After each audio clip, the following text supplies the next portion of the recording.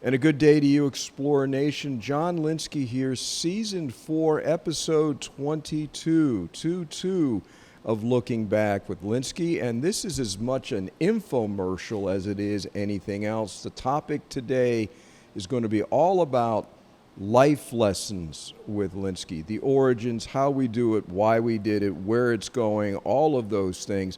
And because it's so important, three of the people that made this happen, that are really responsible for this, have joined me today. And I'm happy to introduce my dear friend from the class of 98, 21 years, an explorer educator now, good God almighty, head of the award, national champion, CCNN, the Adelante, the Log, Omar Delgado. Welcome, brother. Thank you for having me. I'm honored. I mean, this is huge, man. It all started with you, bro, as we're going to discuss. And in her 7th year at Columbus High School, married to a great teacher, alumni. She is a master in her own right, though. Heads up all our digital media and wears so many hats I can't list them all. The woman who really drives this train, Miss Melissa Marti.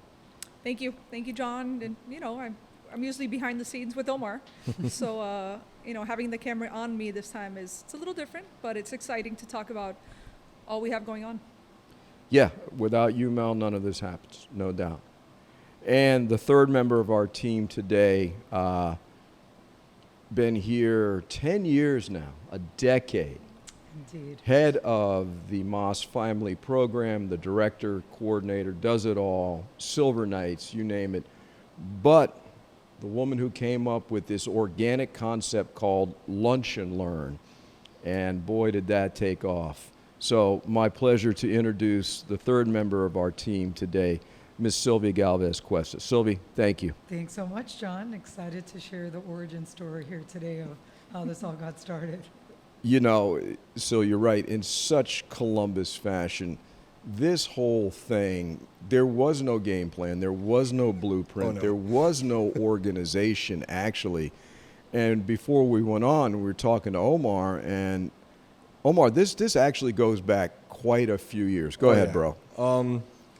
So I graduated in 1998, with a couple of Columbus legends, Adrian Alfonso, Ricky Pellegrin, Maurice Mumpoint, Jason Wood. These are my boys I grew up with.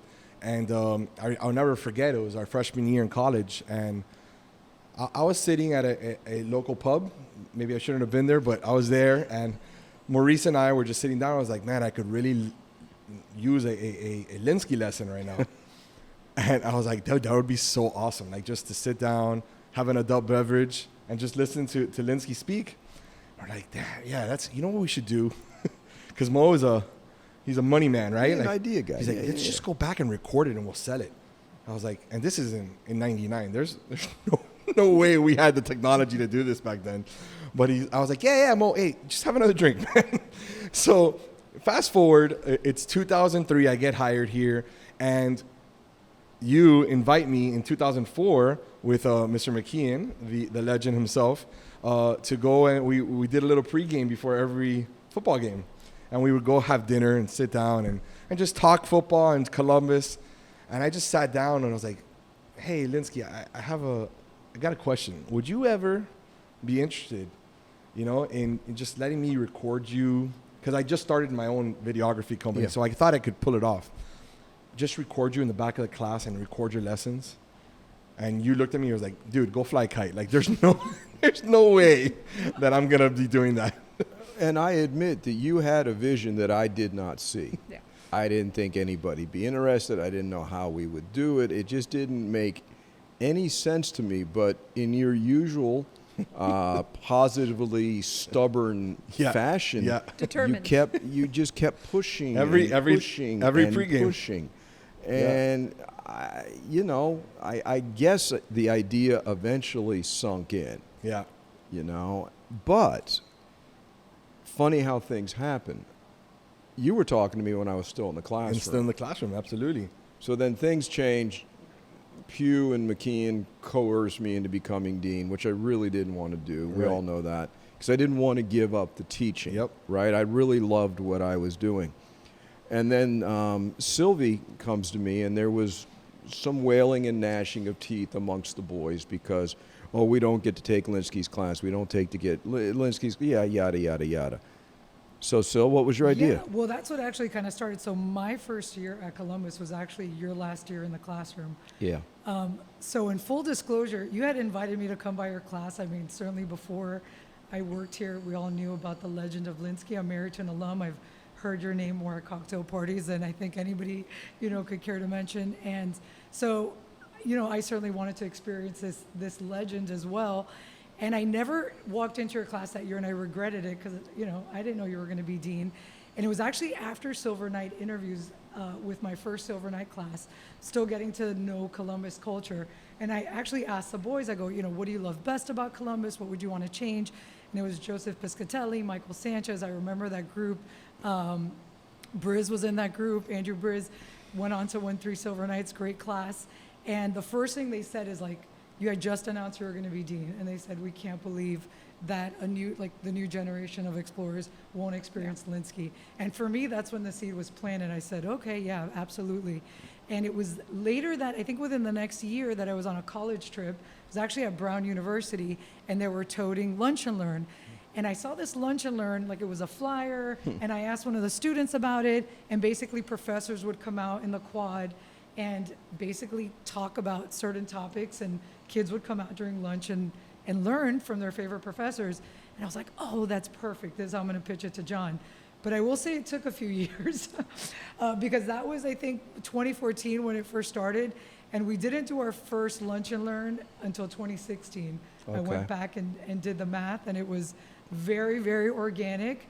It was actually sophomores, which we know you only like to really teach to upperclassmen. Yeah, I don't care for underclassmen. And the idea was, well, if we get these sophomores, right, these Moss guys like hooked, then we could really evolve it for junior year. So the first time, I don't even know if you remember, we actually met in the Moss conference room.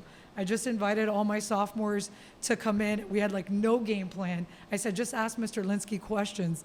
And it was just like, what's your favorite topic to teach? Who's your favorite president? What's your favorite moment in history? And and you just talk to them for like during lunch. And then after that, we basically had more of a game plan when we thought, well, why don't we teach your favorite lessons? And I said, and things have evolved, right? I mean, I basically make your PowerPoints and you tell me what pictures you want, what images. And that's how we got started. I think Dien Phu was our very first lesson. Correct me if I'm wrong. I think that was the first one. I don't remember, but I do remember that, we started going into the media center and, you bring the kids pizza and, we just sort of figured it out. And then, Mel, you entered the picture when we were going to do Dien Phu, and you decided, hey, instead, and it was great for the kids. Yeah. Because they saw me as dean. It was also, I think, important for the school for them to see me in another way, obviously. It was your idea, though, let's do Facebook Live with the Dien Phu. Yeah. And that was quite something. I talked to Syl about these things. Well, what are you doing? And it kind of explained to me. And, the LBC can be dark and it wasn't optimal lighting and stuff. But at the end of the day, I felt like there was a real need to get that out to the community. Alumni, parents, prospective parents. To me, there was something there. Similar to, I guess, the way Omar felt, but Omar witnessed that. He was a part of that. He had you. Yeah. Syl and I weren't privy to that. I had heard, you'd hear the folklore of the Lynskey's classes and whatever subject matter he taught. And so I just tried to put one and one together quickly. Later on, as we sat and we started to think about other ways to make this evolve, then bigger things have come from it. But, hey, so can I do this Facebook Live? Absolutely, let's go. And easy as that, we did a Facebook Live. And, so you remember, what were our numbers that first one? It was like 3,800 live viewers during lunch, which was amazing. That's huge. Blew me away. And that's when I went to you, and I had to admit that you were right all along. You were. This is the first time I think it's ever been publicly said.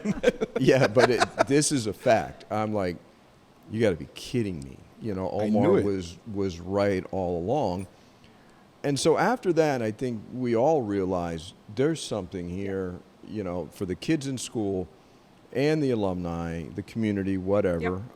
And I was actually enjoying it, Yeah. you know. And I just Go want to ahead. point out for the Yeah. record, I mean, you were filling up the house. I mean, it was amazing. I remember people would come by, and not just our students, like your former students, like yeah. the number of alumni teachers. I mean, Coach Husk was a regular in the back. I mean, I could point out so That's many true. Yes. teachers. I would put it Yeah. out to the faculty, but I mean, we would get on average probably anywhere from like 75, I would say probably 75 kids, and you would do it both lunches, junior and senior lunch. And I mean, people were blown away. I mean, these kids are in class all day, and now they're giving up their lunch period to get basically to learn more history, to take another class, and it was really working. I mean, you would sell out all the time. That was special. That kids, kids don't want to be in class. Right. Lunch is lunch. The fact that they would come to learn more, and the pizza didn't hurt. Well, but, that didn't but, start till COVID. In Yeah. all Oh, that's fairness, right. we didn't feed Okay. them till COVID, which that's a whole other Yeah, phenomenon. well, let's talk about that because we were just gaining some momentum and things were going, and then the whole world changed with COVID. And the year that we came back, 2021, Right. we didn't have a lot of kids on campus. Yeah. There wasn't a lot happening, and we decided to, maybe as a way to get some kids to come to school. It was almost a perfect storm because Yeah. of that. Yeah. Because technology advanced so much in that Yes. year. Like CCNN was doing things, but COVID pushed us like 5 years ahead of where we were at. Yeah. And especially I was working with Mel a lot. That's where we really Yeah. became partners. Yeah. Because obviously he has the things he does with Christina, and Christina's amazing, and CCNN Live is amazing. And I had done projects with Sylvie, and I mean, I kind of play middleman, right? Like I do stuff with Moss Family Program, I do stuff with Sylvie, I've done stuff with Omar in the past, but that really forced us to work together. And we had a great Right. relationship anyways, but that forced us to find things that we wanted to do to lift and elevate the school. What were we going to do now? Yeah. We're gonna host Zoom Yep. lives for our deans, discussions with the deans, Yeah. because parents don't want to come to campus. So Yeah. we're going to put it live, and we're going to put it on YouTube Live. We're going to just stream it out everywhere. So this really, we had a really good relationship, Right. but this gave us a working relationship that, I mean, we talk almost every day. We have a group chat where we talk about things, projects, and stuff like that.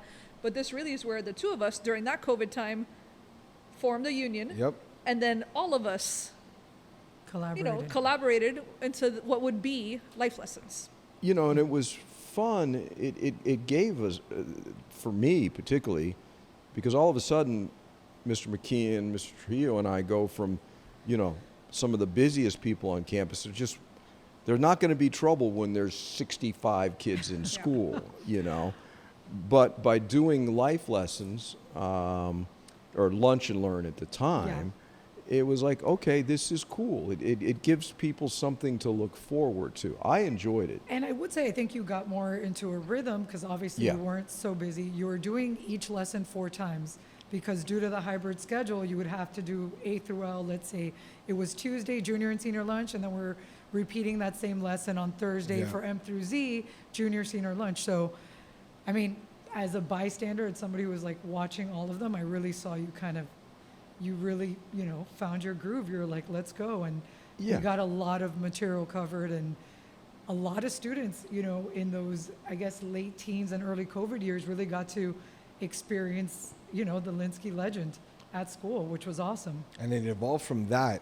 And I'll never forget because we were doing the hybrid, but we were also reaching out to Eddie, to John Jay, and we were doing those. Yes. Was it life lessons? No, I forgot they the were name. looking back. Looking back, right. Because we Backs. had started looking back.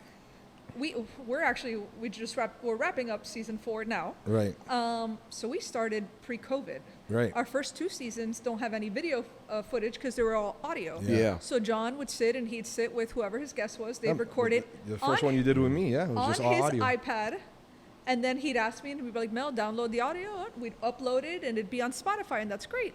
But then we needed to evolve, right? Yeah. Like, what can we do next? How can we get people involved? And then obviously the transition of John also moving, Yeah. that also forced us to pivot again, which, again, these are all great problems to have. Yeah. It really allowed us to evolve and grow this thing to now we're almost like a conglomerate of, Right. of the Lynskey Lynskey items, Lynskey, things that we do. And what I truly enjoy is all three of you work so well together, and with me. Omar, I know how busy you are. I know how busy your students are. Right. And the first year we did life lessons over in the media center, it was quite a production. It was. Yeah.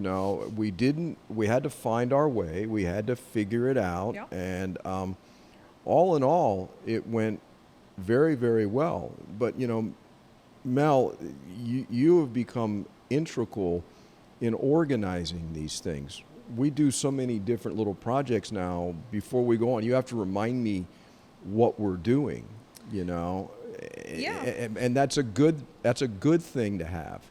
I think similar to both Sil and Omar, you're very receptive to ideas, whether they come to fruition or not, but you listen to us. You may tell us to go fly a kite, but not go fly a kite, in other words. But again, you sit and you listen, you mull it over, and then we'll figure it out, right? So lunch and learn, great idea. It morphed, but again, Yeah. idea. So I didn't get to sit in your classrooms. Obviously, I've known you for many, many, many years. I mean, going back to, I don't know, Pete and I have been together 17 years now. So the times he's been here, Yeah. he just finished year 15. So I've known you many years. We would communicate via DM on Twitter on stuff, and you were a big advocate to bring me on. You, Mr. Pugh, you guys were big advocates because you felt like digital needed something. So when I come to you with an idea, you don't usually shoot me down. You'll mull it over, and then we'll figure out how to make it work. So for me, the podcast was a natural phase 2 to Lunch and Learn / life lessons, right? I thought Lunch and Learn was brilliant. I mean, Sylvie's been full of ideas for years. I would sit with Sylvie the first couple years, and we'd probably sit and talk about 30 ideas. We might not do 20 of them, but still, we'd sit and we talk and we talk and we talk and we talk about all these different things. And for me, the podcast was a big one because the podcast was going to put in, at first voice, but now in video too, we were going to commemorate all these different people. You were going to sit and you were going to talk to Carter Burris. I mean, the legendary Carter Burris. You're going to talk to OB. You're going to talk to, my partner. Oh, you're going to talk to a variety of people. Paul Coomer, Mr. Pugh, Tom, everybody from all different walks of life. You're also going to, I think, introduce our community to some of the younger demographic explorers who are here and making waves. Danny Areces, Danny Casal, some of these younger guys who are going to be the future of Columbus. But then we're also, we're telling stories. And to me, I thought that was the most impressive thing about you in getting to know you over the years is, to me, you're a master storyteller. You lead us right in. You transition us perfectly to the next subject matter. So I really felt like the podcast was something that we could do. I didn't know it would be what it is now, but something we could do that really would tell the Columbus story, tell the Columbus community story. I still have so many ideas, and we've talked about it, where we'd go from here, but the podcast, Looking Back with Lynskey, was that. And we're, season 4, we're wrapping it up. We've had another great year. This has been our most guests this year. We've had the highest count of guests, and we've had some really incredible guests this year. To me, I think we've had probably 2 of the most legendary interviews to date. We had Fred Panzer, who, if you out there listening or watching haven't had a chance to listen to Fred Panzer's episode, it was just moving. He is incredible, bright. Oof, That man taught me how to read. I know. He Literally said taught you how to Seriously, read. Literally taught me how to read. You got the most name drops in that episode. Fred Panzer is a big Omar Delgado fan. Oh, and so I am to him as well. The other one from this year that I was really happy that we got, because I think she's incredible, is Alina Sanchez. Yes. My favorite one overall is Steve O'Brien. Steve.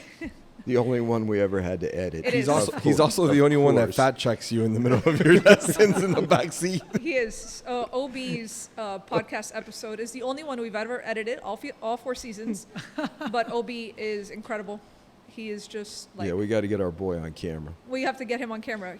Those first 2 seasons, those guests missed out. Yes. It's different. I want to build on what you just said too, because she was talking about you being open to ideas, and I don't think you realize this, but you kind of sparked that in this new generation of Columbus. Like, because you are so open to that and being an administrator and then moving into your new position, it inspired a lot of the younger teachers to speak out and feel like it might not happen, but nothing's going to happen to you if you do speak out that way. So I want to thank you for that, because I feel a lot more comfortable just bringing up ideas now, because I know, it might not happen, but I'm okay with it. It's fine. So thank you for that. Well, I appreciate that, but I think that's a reflection of how Mr. Pugh Yes. and President Kruzak run the 100%. school. Yeah. And that's just how we are, And Sylvie, that first year of life lessons, that was a lot of work, Oh, yeah. and we're doing it long distance, and it came together nicely in picking the topics. It was fun for me because it had been a while, Yeah. and then all of a sudden this is for real. When it's a bunch of kids at lunchtime, it's one thing. When we're in production and it's costing money and everything else, that's a different deal. Yeah, we became experts at Zooming, and I got to say, you've really elevated your abilities with like Google Slide. I'm like, soon you're not going to need me, John. He's gotten very technical. I'm very proud of him. But yeah, I mean, it's so fun. Like when you number one, when we first started Life Lessons, we already had, quite a few lessons that we already had presentations for, although we really wanted to like up them and go through them and add images. And one thing I've learned, you're very specific with your images. Like you have a story you want to tell, and you want that paratrooper landing on Norman. It's got to look a certain way. You'll order a book if we need to. That's how his class and was. Get the picture. I mean, I've learned so much. But yeah, I mean, we've had a good time, and a lot of these life lessons, they're full of amazing images, and each one of them, is integral in telling the story you want to tell and teaching the lesson the way you want to teach it. So yeah, when we first started, I would say the first season, we probably had maybe more than half. But this season, we've created a lot of new content. I guess it's a good place to pivot here, because I know our second episode was the Russo-Finnish War, and that was something you felt was such an important history lesson to tell with what's going on with Russia and the Ukraine. And maybe you could elaborate on that. I know that was something that you felt was so important for this generation of students to know about. Maybe why you thought it was so important to tell that lesson now. Well, for me, because I did teach two different classes. You had me for Vietnam. Yeah. And I finally got to the point where I just was wasting everybody's time because it wasn't a challenge anymore. And that Right. we need to recreate ourselves. So I started teaching World War II. Loved it. And one of my favorite things, and not many people know about it, was the Russo-Finnish War, because classic underdogs, the Finns had no chance, outmanned, outgunned, out everything, and just beat the living hell out of the Russians. It's where the Molotov cocktail came from, for that matter, And I've always liked, and you remember this, Omar, history is based upon, small groups overcoming great odds, the right person at the right time. And the Russo-Finnish War, I always liked it. And then when the war with Russia and Ukraine broke out, I said, okay, I'm not going to talk about that because it's ongoing and everything else, but you learn from history by comparing. Of course. And what the Finns did to the Russians is basically what the Ukrainians are doing to the Russians. Determined people that aren't going to give up, defy the odds. And I think, and you're a history teacher, that's what makes teaching history fun. Because history is people. It's not numbers, it's not statistics, it's people. I've taken a lot of history classes. My bachelor's is not in media, it's actually in history, because someone convinced me when I was a student here that I should become a history teacher. But yeah, I remember more lessons about these stories of underdogs than facts and dates and all that stuff. The facts and dates come because you just do it so many times. But I like, for me, the Bien Phu, I've told you about this, is engraved in my head, and I could still point out who was sitting in what row because the way you told that story, and I know that, the white mice. We were talking about Joe Kennedy. Like, I didn't care about Joe Kennedy, but you presented it in such a way that I was like, it's the people. It's the little parts of history that people don't realize made us who we are as a nation and as a world. Yeah, and I think that's what we managed to do in season 2. We knew what we were doing. Yeah. You know, figured it out, hit the ground running, and I think there was more variety in season 2. So let's talk a little bit about season 2 and what we did. And let's not forget, Mel, because some of our alumni are not the most patient people, Yes. and they want instant gratification yesterday. We will make a point of telling them how to find Season 2. life. Yeah, how to Yes. find How to find life life lessons. lessons. Yes. But so we covered a lot of ground. So why don't you Yeah. guys Well, I talk think about one of what the- we did? Well, one you of the know? important things I think to mention too, we had like a venue change. So we went from Yes. Made the things a lot Lawrence easier. Bell, where Yeah. Oh my. Omar had to bring his guys and set Yeah. up, handheld cameras, to now, the new building, the Marcus Simones and Mario Sueda's building. So we're the Damari Lecture Hall where the cameras are set up. Yep. Yep. We even feel so much more techie. We're just, we're on walkies talking to Omar, hey, are we ready? And the cameras are Well, just. I have to be honest. Yeah. I worked harder season 1, but I do miss it because I can't be in the room anymore. Yeah. I'm up here Yeah. producing from my ivory Yeah. tower. Yeah. But the fun part about it is that there was a lot of times that you were down there and I'm producing, but I actually had my American history class up here. And I was like, oh, I got a free day.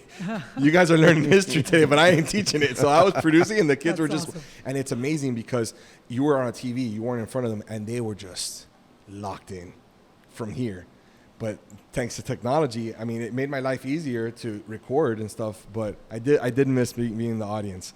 And you know what? I just want to talk about history teachers. Want to give a shout out. I know he's not with us, but Javi Hermida, Yes. the head of our history department, he's been awesome and instrumental because this season, when I knew John was coming, when Omar was available, I would just find out what history teachers were available, what classes went.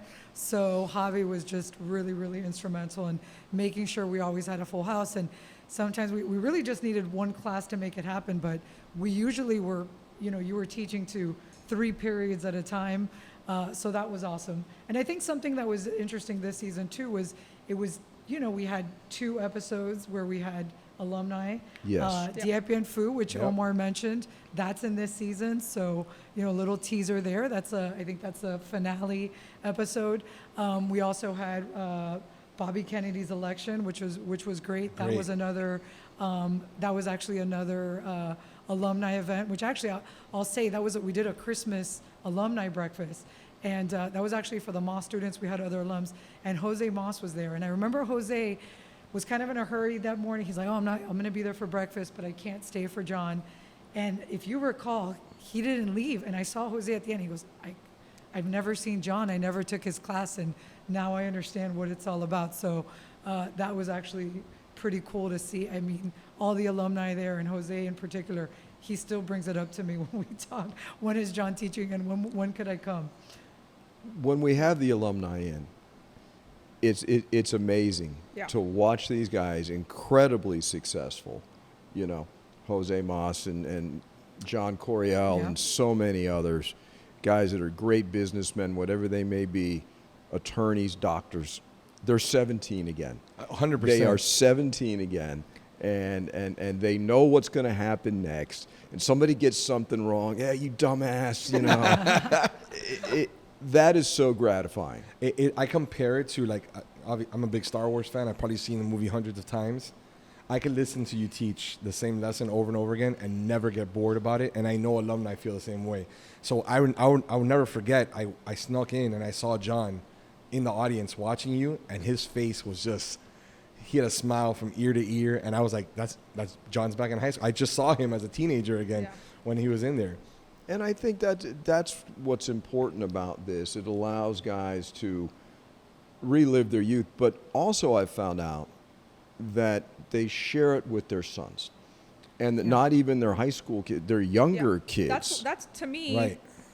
and I think we're all in very similar shoes. Like, to me, that was part of it also. Looking back, life lessons, did you know? It's like, I've got 2 boys that they'll walk these halls really soon, just like Sylvie's boys, just like Omar's kids, but my kids won't sit in your classroom.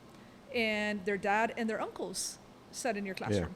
So for me, I did it a little bit selfishly because I want them to know the John Lynskey and to hear and to even be able to watch the legend in his have that form. experience, To have yeah. the experience, the Absolutely. same experience Dad had, same experience Uncle Zach had. Like, I want them in all facets of it, hopefully, to walk the same path. You come here, you enjoy, you have a great experience, you graduate, you go on and you do your thing, but you're not here in that classroom anymore. You're not an 822.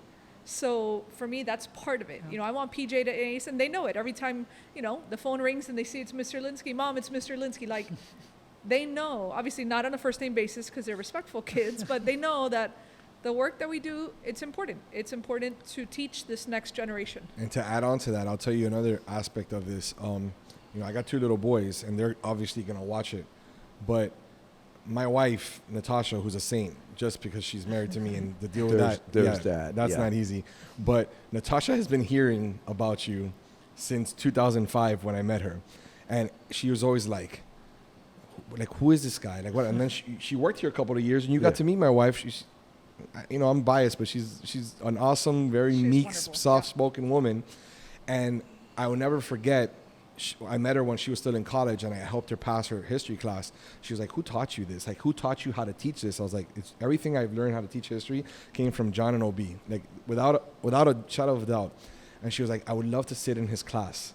And she never had the opportunity. But when season 1 came about, it was a tradition for us. On Friday night, we would get a bottle of wine, sit down, and watch you. And my wife, she's not a history buff, was just, her jaw was on the floor. Like, she was like, if I had a history teacher like this, she went to HML. We won't talk about that, but she goes, if I had a history teacher like this, I'd be so much more engaged in this subject. And I was like, yep, like, you have no idea. He turned me into a history teacher when I had no business in doing that. I should have majored in computers or media, and I'm happy I did. Don't get me wrong. But, like, that's the effect that you have on people. Like, when you teach it, it changes their perspective on history. Yeah. It's amazing. Yeah, we did something similar. We watched, I remember watching episode 1, which was from season 1, which was the Cuban Missile Crisis. I watched it, Yeah. Peter and I watched it with the boys. And, at times your language can get colorful because it is for an older crowd.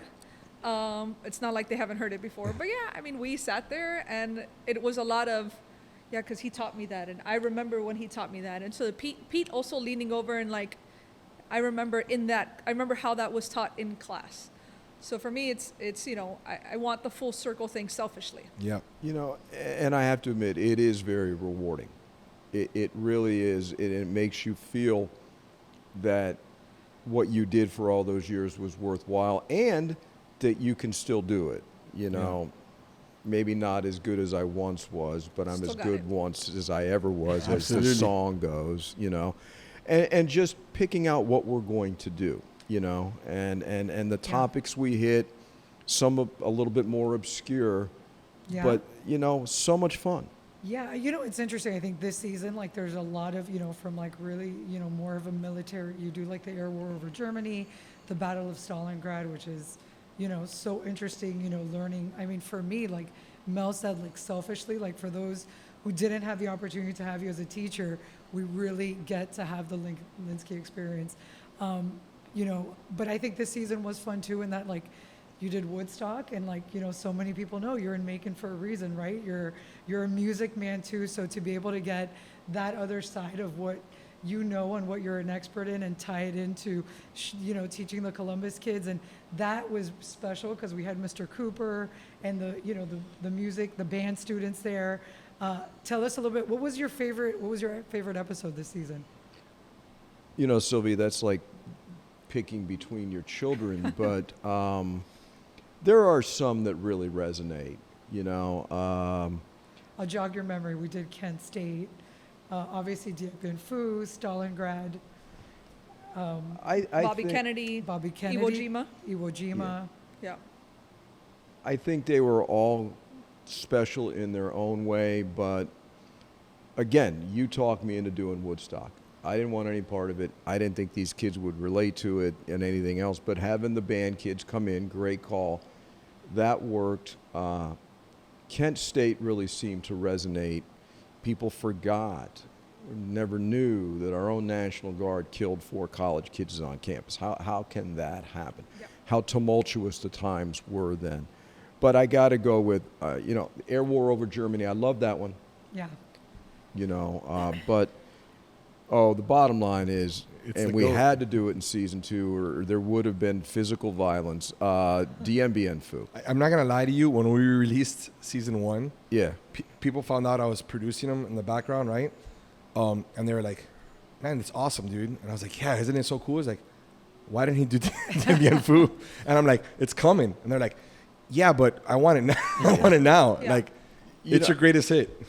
It is, you know, and I think what was really nice was to do it with the alumni, and we had some fathers and sons there Yeah. that Yeah. day too.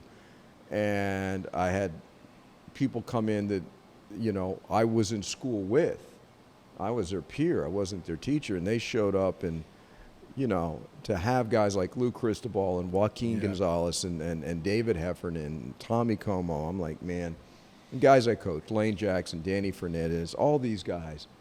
But to do that and to see them react to that story, I mean, arena of the gods, bro. Yeah. You know, hell in a very small place. I don't know if you remember, but in '98, Yeah. we didn't have the best football team that year.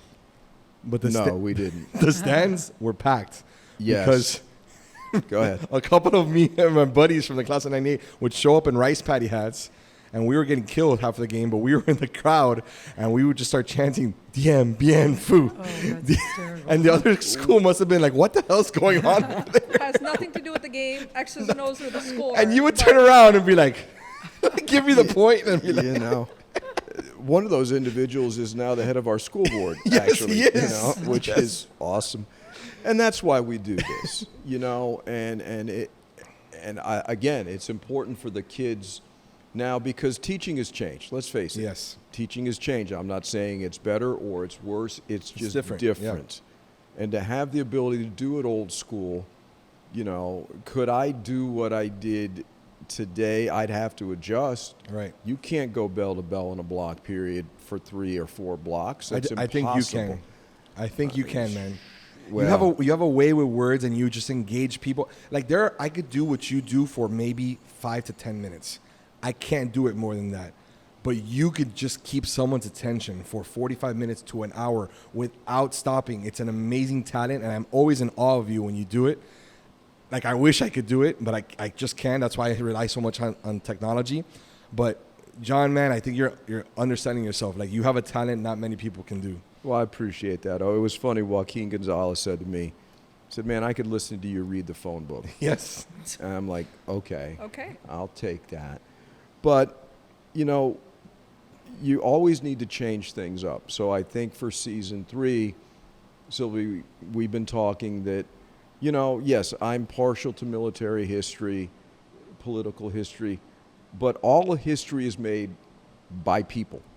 Correct. And so I think we're going to shift a little bit next year. Yeah, I know we were talking. We're like, well, I've kind of done a lot of the topics that I taught in class, and I said, well, you know, why not start focusing on people? I mean, you're such a fan of Churchill. There's so many presidents that, you know, throughout your lessons you talk about Truman, and you start exposing students to like your favorite presidents, and oftentimes they're lesser known by this generation.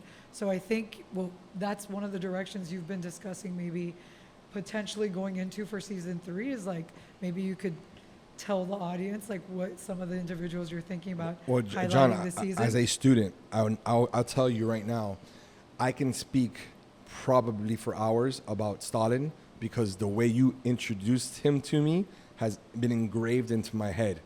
And like, I'll never forget, your lesson started off with, you guys think Che Guevara was bad? You think Hitler was bad? Stalin puts those guys, like, it's like watching an episode of Sesame Street with those two when I talk about, I'll never forget, this is 22 years ago, Yeah. right? That you taught me this stuff, and it's still in my head. And I still remember Joe Kennedy, Stalin, when you went into Che, all these guys, these individuals that you spoke about. I think that this is the first time I really hear about season 3, and that's a great idea. Yeah, Well, the way I he think that would give us describes legs characters, I too. think it's so funny. You know, Nikita Khrushchev, you know. Yeah, The goat Nikita herder. Khrushchev was another one. Oh, the goat He herder. shaves with a blowtorch. I mean, there's just Yeah, classic Stalin lines. makes Hitler look like a choir boy, all those Yes, things. I'll never But forget the it. point of that is history is made by good and bad people. Right. Yeah. Yeah. Absolutely. You know, and I do believe in destiny that certain people come along at certain times, and it's not an accident. Nope. that George, Ben, Tom, and the boys showed up in the 1770s. People like that, right place, right time for a reason. Talking Yeah. about people, I'll never forget this. In the 90s, you used to have on your wall 3 posters on each side. And one of them was Abraham Lincoln, I think it was Kennedy, and it was another great American, right? But on the other side, you had Hitler, Che, and Stalin. Yeah. And I'll never forget, it was parent-teacher night. And my dad walked in, and my dad was pissed. And he was like, how can you have that? And your answer to my father, and which to this day I still bring it up, he's like, you got a problem with that guy? Do you see the 2 next to him? And he was like, sit down in my class and I'll tell you a thing or two. And my dad was like, I can't. And I came home and I'm like, Dad, everything he told us, like, there's nothing, like, you made me be, honestly, this is going to sound crazy. I was a more educated Cuban American because of those classes, because of what I learned from Nikita Khrushchev, Stalin, Hitler, and Che. And I came back knowing, Dad, you're right. Everything you said was right. But if I didn't see him, I wouldn't have known about him. Well, you can't just teach the good. Yeah, you can't. Yeah. You know, the good is accentuated by the bad. Bad allows good people to become great people. Exactly. And meet challenges. And so I'm looking forward to it. And it makes me, you know, scrape the rust off a little bit. Yeah. It is. Yeah. I like the challenge, you think it's know, gonna be fun. and it's so much fun. And I think we all agree that everybody that's seen it enjoys it. They love it. Mel, how do they get this? Please explain to our gentlemen that How do we get there? And ladies. What do they and do? ladies, It's been established. how can Everybody's you watching these. purchase You've got, life you've got cult lessons? fans in every gender. Yeah. Yes. So all of the episodes for season 1 live on Life Lessons, plural, lifelessons.columbushs.com. You'll see there's a scrolling bar, and it has episode 1, which is the Cuban Missile Crisis, all the way through, and you can order or you can purchase by the individual lesson, or you can purchase the whole season. We're going to do the same thing for season 2. I'm in the process just of watching them, make sure that all the 8 episodes for season 2 are good, that the edits are good. We'll upload it. My goal is the beginning of July, just a few weeks out. Okay. Season 2 is going to launch, which we're excited about. Yep. Season 2 will launch, 8 episodes, same idea. Well, obviously it'll just push season 1 down, but season 2 will have, it'll start with Iwo. Iwo, Iwo Jima. yeah, and we'll go all the way down to Dien Dien Bien Bien Phu. And again, bulk, you could buy by the season or you could buy by the episode. It's a very simple drop down. This year we're going to do a lot more promotional stuff. We kind of just, we threw it like spaghetti on the wall and hoped it stuck. Surprisingly, it did very, very well last year, but this year we're going to roll it out a lot stronger. It's just been awesome. You know, I think these things, John, like you said, they happen organically, but then we work as a team. They come together. I mean, we're communicating about your schedule before you even arrive in town. Yeah. John arrives at this time. John's gonna go. He's gonna check in. Like we're making sure that the day is rolling around in preparation for you to arrive, and then we hit the ground running. And just one thing I want to add, and I'm sure, John, you were going to talk about this, which makes me excited about this, is where the proceeds go to from when you do Absolutely. buy an episode. And I'll let you talk about Caring Hearts, but I will lead into this. I mean, we know one of your taglines, if you ever got an email from John Lynskey, you know, it's do good things. Yep. So you continue to do good things, and the fact that all the proceeds go to Caring Hearts, and I'll let you talk about what Caring Hearts are. I mean, Well, I think we all understand, and you went to school here. Your husbands went to school here. This is not a rich school. It's not a rich Nope. kid school. No. There are rich kids that go to school here, sure. But in true Marist tradition, everybody's welcome here. And so, no, we are not elitist. And you will have the son of a billionaire sitting next to the son of a roofer. Yep. Okay, blue collar, uber rich. And let's face it, a lot of our kids and the economy, post-COVID, everything else, we have kids here that don't have lunch money. Yeah. We have kids here that have one shirt. We have kids here that have been wearing the same shoes since freshman year, although their size has changed considerably. And no, there's nothing worse, we're all parents, than seeing a hungry kid. Yeah. And nobody wants to be put on the spot. And so it was President Tom's idea. He saw Fred Foyo giving kid lunch money one day, and he couldn't believe it. Said, What are you doing, Fred? He didn't have any money. How's he going to eat? Tom took it upon himself, worked with Dave, all of us, and came up with Caring Hearts. So now there is a fund where kids don't have to worry about how they're going to eat today or how they're going to get to school, or I can have enough shirts now. And all the proceeds from Life Lessons goes to Caring Hearts. Yep. And to me, educating informationally is one thing. Educating kids as human beings and giving them an opportunity, this is the best of both. So Yep. the money that you spend for Life Lessons and the enjoyment and the memories and sharing it with your kids is one thing, but you're helping the kids that need the help the most at this school. You were here. You've seen it. I experienced it. Yes. There were times when I was a student that I needed extra financial aid, and I got it. And as a teacher, I remember in my first couple of years helping out, and this is a Yep. game changer. I've had students in CCNN's program that have been able to graduate from this school because of that. So Absolutely. And I could tell, as a counselor, I, tap into Caring Hearts Fund for college trips, like to help kids. The Moss program funds them for a lot of things, but sometimes there's some, our debaters, our Model UN kids are traveling all over the country. Like, they sometimes, can't afford it, single Right. moms. So I really get to see this money in action. And I just think it's such a great cause that, we're doing such a great thing by bringing these life lessons, back into everybody's home, but that the proceeds go to such an amazing cause. And I think it's amazing. And it's so in the spirit of what you've always taught your students to do. I think we should flip something on you. So, we've all listened to, we all love Life Lessons, Did You Know's podcasts, and you are always the questioner. Whether you prep for it or you're on the fly, you're the one who's coming with it. So why don't you tell us and everybody out there, what's your favorite episode from season 2 that you recorded this year?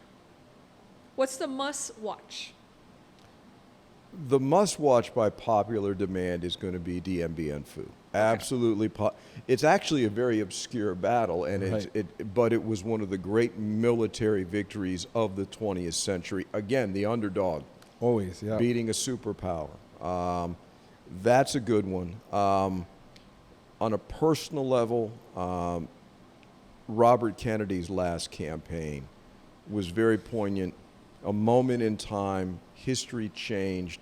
Woulda, coulda, shoulda, the what ifs of history.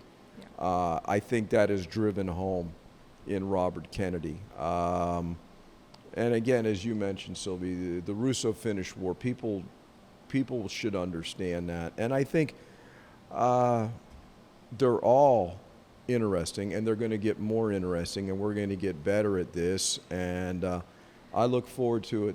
And without you guys, none of this happens. And so let me say this, Melissa. Thanks to you guys. I know how hard you work. I know how inconvenient it is. You're very busy with the Moss program. You wear so many hats. The production end for you, I'm the lucky one. I just have to show up and do it. You guys do the grunt work, and it's deeply appreciated. So on behalf of everybody, thank all three of you. Seriously. My It's pleasure. a pleasure. It's a pleasure. We're lucky we get to work with you. Yeah. Thanks. It's a good team. It is a good team. So, Explorer Nation, coming in July, just a few weeks out, early July. early July, Life Lessons, Season 2, okay? Look for it, purchase it, enjoy it, and most importantly, help the kids that need the most help. So once again, thank you, Omar. Thank you, Mel. Thank you, Sylvie. And as always, boys, adelante.